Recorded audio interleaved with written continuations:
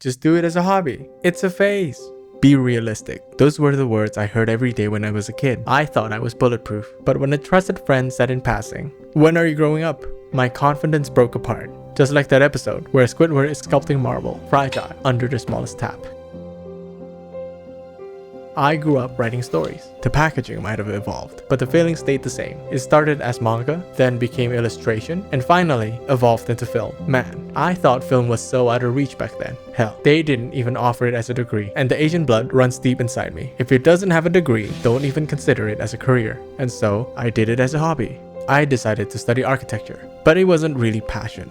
It was more permission. Permission for my family, my friends, and mostly myself, so I could pretend creativity was still ever present in my life. It was a career with a structure I could follow. For a year, I was content with it, but it was a slow death. There was a time when I just got in my car and stayed in the parking lot. I didn't even go to class. I just sat there, feeling trapped, watching everyone move forward while I stayed, and that scared me deeply. A project with no monetary value equaled nothing.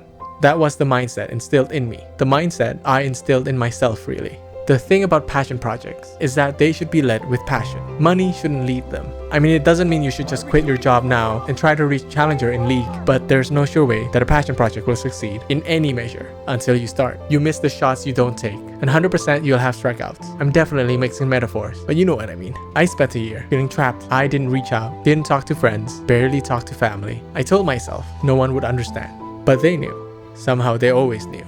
I thought they'd tell me to suck it up, push through. But they didn't. Instead, they showed me a website for a film school in LA, and it felt like an adventure. I got to meet like-minded people, lifelong friends. We worked on projects together, projects that had no bigger purpose, no career move, no guaranteed success. We made them because we loved to do it. It took me years of fighting myself to start my own passion projects. Years of waiting the right time. I literally made a video last year, recorded, edited, thumbnail and title done, and it's still sitting there unpublished. One day, hopefully, I'll publish it. But now, even though I feel like I'm late to the game, I'm taking the reins of my own life. I'm taking smaller steps to catch up with the people ahead of me, even if it feels slow.